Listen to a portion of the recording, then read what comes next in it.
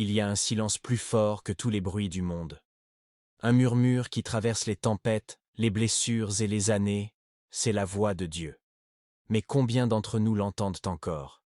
Nous avons rempli nos vies de prières, mais vidé nos cœurs d'écoute. Nous cherchons des signes visibles, alors que la véritable direction se trouve dans le secret du souffle divin. Aujourd'hui, ce n'est pas seulement une vidéo, c'est un appel. Un rappel à celui ou celle qui a prié sans réponse, à celui qui se demande « Pourquoi je ne ressens plus rien ?» Le problème n'est pas Dieu qui se tait, mais nous, qui avons perdu la capacité d'entendre. Et si le Saint-Esprit n'était pas un concept, mais une présence? Et si votre cœur redevenait ce sanctuaire vivant où le ciel parle? Préparez-vous, car ce message n'est pas fait pour émouvoir. Il est fait pour réveiller, pour réformer, pour reconnecter votre esprit à la fréquence du divin. Il y a une grande erreur que beaucoup commettent sans s'en rendre compte. Ils croient au Saint-Esprit, mais ils ne vivent pas avec lui. Ils en parlent, mais ne l'écoutent pas. Ils l'invoquent, mais le traitent comme un symbole, un concept, un parfum spirituel qu'on vaporise le dimanche pour se sentir mieux. Mais le Saint-Esprit n'est pas un parfum. Ce n'est pas une énergie, ce n'est pas une émotion. C'est une personne vivante. Et c'est là que tout commence à changer. Car si le Saint-Esprit est une personne, alors cela signifie qu'il ressent, qu'il parle, qu'il agit, qu'il attend. Cela signifie qu'il peut être ignoré, attristé ou honoré. Cela signifie que votre relation avec lui est réelle et que votre silence, vos choix, vos paroles, vos pensées ont un impact sur sa proximité avec vous. Vous dites souvent « Dieu ne me parle pas ». Mais avez-vous déjà demandé si ce n'est pas vous qui avez cessé d'écouter? L'esprit ne parle pas dans le tumulte du mental, ni dans le vacarme des émotions. Il parle dans le calme, dans ce lieu intérieur que beaucoup ont déserté. Parce qu'aujourd'hui, tout le monde parle, mais peu se taisent. Tout le monde demande, mais peu écoute. Tout le monde veut sentir Dieu, mais peu veulent lui obéir. Le Saint-Esprit n'a pas été envoyé pour vous rendre plus religieux, mais pour vous rendre plus vivant. Il n'est pas venu pour orner votre foi, mais pour la rendre active, précise, tranchante. C'est lui qui révèle les directions, qui dévoile les mensonges, qui aligne le cœur quand l'esprit se perd. Mais tant que vous le traitez comme une option, il restera silencieux. Parce que le Saint-Esprit ne s'impose pas. Il s'invite. Regardez autour de vous, des chrétiens fatigués, découragés, pleins de versets mais vides de puissance, des prières sans feu, des chants sans présence. Pourquoi? Parce qu'ils ont oublié la personne du Saint-Esprit. Ils croient au Père, ils admirent le Fils, mais ils ont éteint l'Esprit. Et sans l'Esprit, la foi devient une théorie, une répétition sans souffle. La Bible devient une lettre sans vie, la prière devient un monologue, et la vie spirituelle, une lutte sans direction. Mais le jour où vous réalisez que le Saint-Esprit n'est pas là pour vous observer, mais pour vous habiter, tout change. Vous cessez de chercher Dieu au loin, parce que vous découvrez qu'il était déjà là, à l'intérieur. Vous cessez de prier comme quelqu'un qui frappe à une porte fermée, parce que vous réalisez que la clé est dans vos mains. Et à ce moment-là, quelque chose s'éveille en vous. Ce n'est plus une croyance, c'est une conscience. Vous ne vivez plus en cherchant des signes, vous vivez en suivant une voie. Vous ne courez plus après des expériences, vous apprenez à marcher avec une présence. Ce que Dieu cherche aujourd'hui, ce ne sont pas des croyants qui parlent bien, mais des cœurs disponibles. Des hommes et des femmes qui décident d'arrêter de remplir leur vie de bruit et de redonner au Saint-Esprit sa place de guide. Parce que là où il est honoré, il agit. Là où il est écouté, il transforme. Et là où il est aimé, il manifeste la gloire. Tu veux entendre Dieu, mais ton esprit parle plus fort que lui. Tu veux sentir sa direction, mais tes pensées la bloquent. Ce n'est pas le ciel qui est silencieux. C'est ton mental qui fait trop de bruit. Chaque jour, tu nourris ton esprit de peur, d'inquiétude, de comparaison, de culpabilité. Et tu t'étonnes que la voix de Dieu te semble lointaine. Mais comment l'entendre si ton âme est saturée de pensées étrangères à sa nature?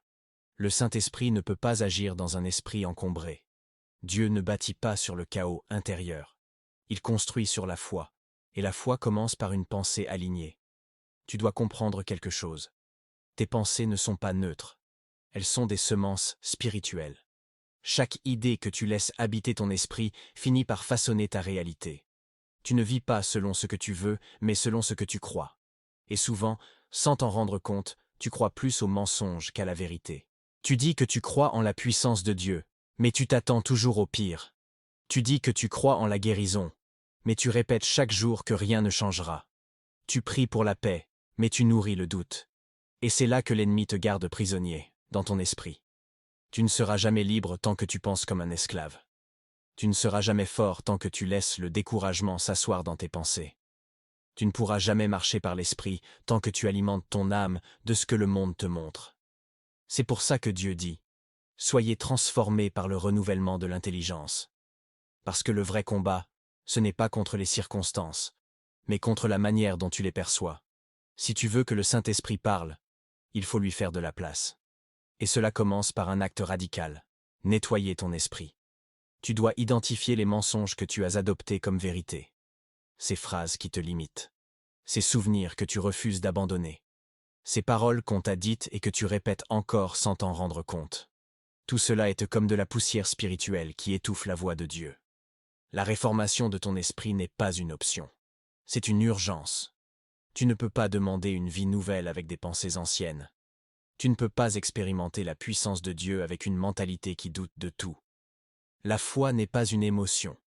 C'est une position intérieure. Et cette position ne s'obtient pas en un jour, mais à travers une discipline. Remplacer chaque mensonge par une vérité céleste. Chaque fois que le doute parle, réponds avec la parole. Chaque fois que la peur se lève, souviens-toi de ce que Dieu t'a promis. Chaque fois que tu veux abandonner, rappelle-toi que le Saint-Esprit en toi n'abandonne jamais. Ce n'est pas un effort mental, c'est une guerre spirituelle. Et cette guerre se gagne dans le silence de ta pensée, là où personne ne te voit, mais où le ciel te regarde. Parce que Dieu ne se manifeste pas dans les pensées confuses. Il agit là où l'esprit est clair, soumis, disponible.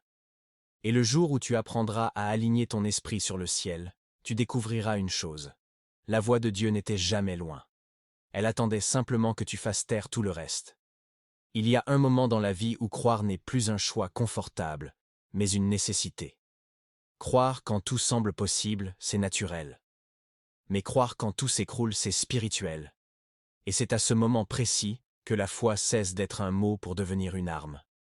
La foi n'est pas une émotion qui vient quand tu ressens Dieu. C'est une décision qui tient même quand tu ne ressens plus rien. Elle ne s'appuie pas sur ce que tu vois, mais sur ce que tu sais du ciel. Parce que la foi ne naît pas dans le bruit, mais dans la conviction.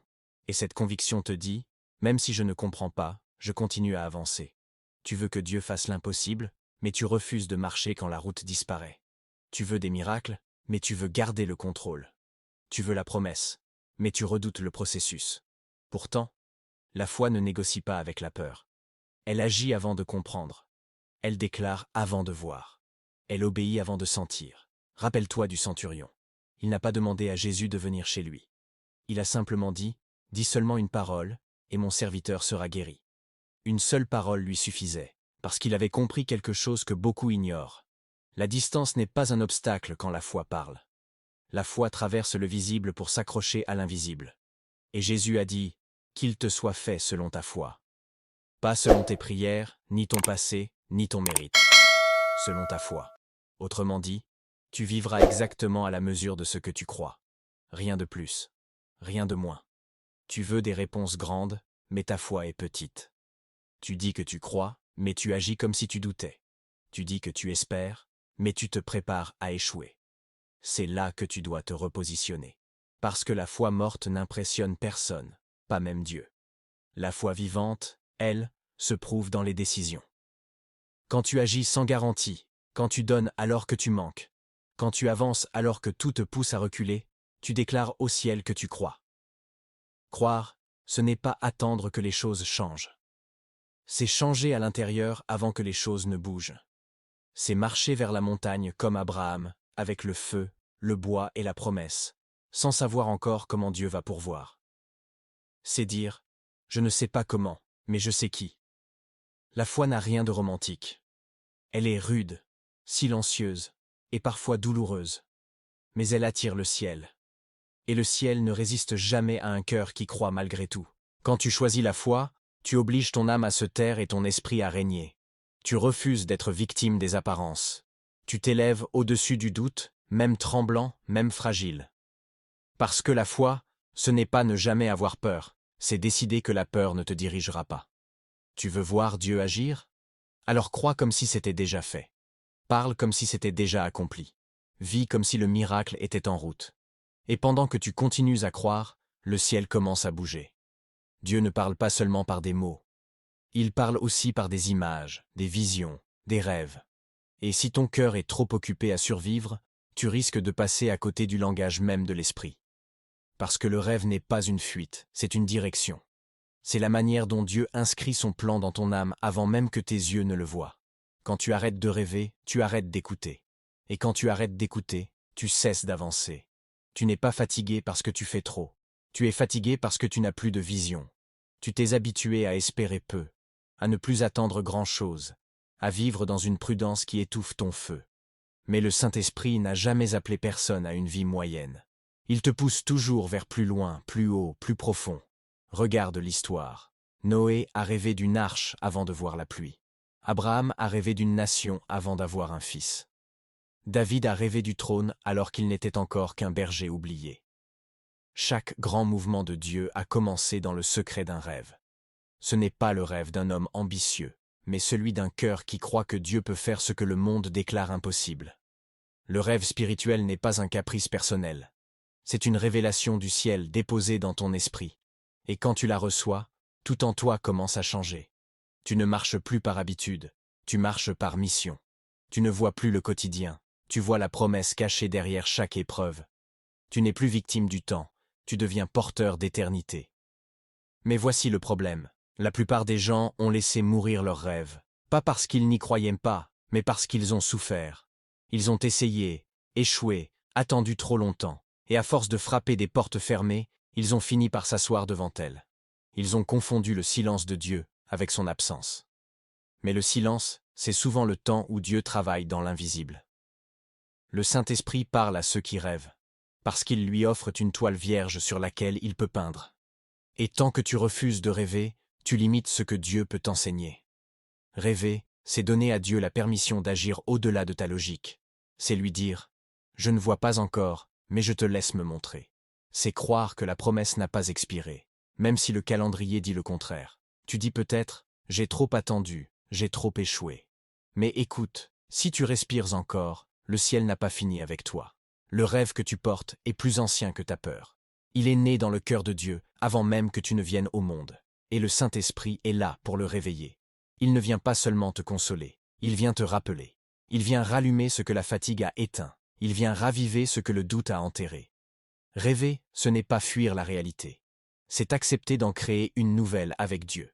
C'est marcher dans une dimension où l'impossible devient une option. Et si tu laisses le Saint-Esprit te montrer ce qu'il voit, ta vie ne sera plus jamais la même. Aujourd'hui, tout le monde parle de Dieu, mais très peu l'écoutent. Tout le monde prie, chante, proclame. Mais qui se tait encore? L'homme moderne a rempli sa vie de sons, de mots, de pensées. Il ne sait plus se taire. Et c'est pour cela qu'il n'entend plus. Le Saint-Esprit n'est pas dans le vacarme. Il n'est pas dans la foule. Il parle dans le murmure. Il se révèle dans le calme intérieur, là où le bruit du monde n'a plus d'accès. Ce n'est pas Dieu qui s'est éloigné. C'est ton attention qui s'est dispersée. Ton cœur est saturé de distractions. Tu veux entendre la voix de l'esprit, mais tu la cherches dans le tumulte de ton âme.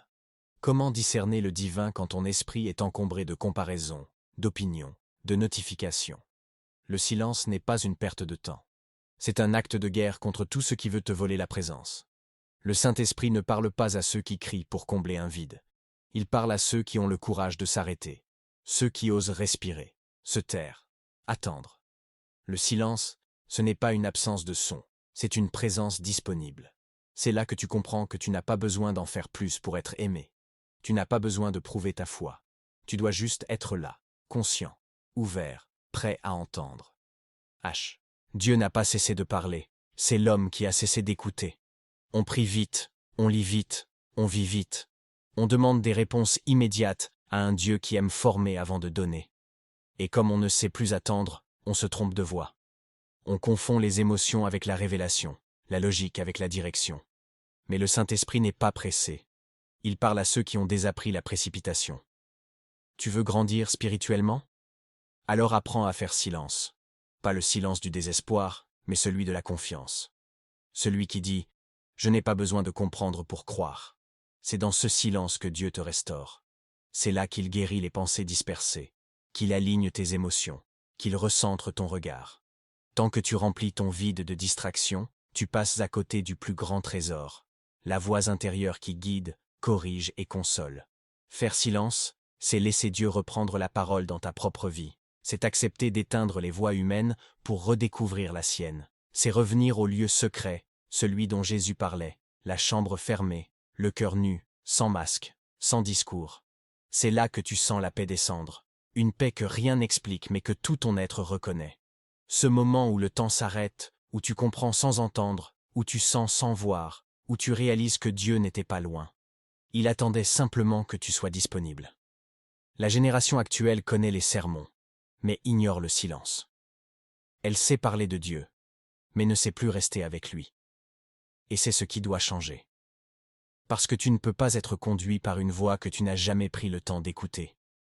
Le silence, c'est le seuil du surnaturel. C'est là que le ciel dépose les stratégies, les directions, les réponses que les mots humains ne peuvent pas donner. Si tu veux voir Dieu agir, apprends d'abord à ne rien dire. C'est dans ton silence que le Saint-Esprit commence à parler. Ne laissez pas cette parole mourir à l'intérieur de vous. Ce que vous avez entendu aujourd'hui n'est pas une émotion passagère, c'est une invitation.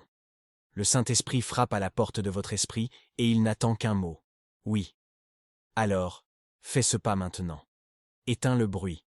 Ferme les yeux. Et dis, Saint-Esprit, parle. Je veux t'entendre. Puis, écris-le. Proclame-le. Partage cette lumière. Parce qu'à chaque fois qu'un cœur s'ouvre, le ciel s'élargit. Ce message n'est pas pour être consommé, il est pour être vécu, pour être répandu. Tu as prié longtemps pour un signe. Le voici. Ce n'est pas un hasard si tu écoutes ces mots aujourd'hui. Le Saint-Esprit t'appelle à reprendre ton écoute. Alors réponds, pas demain, maintenant.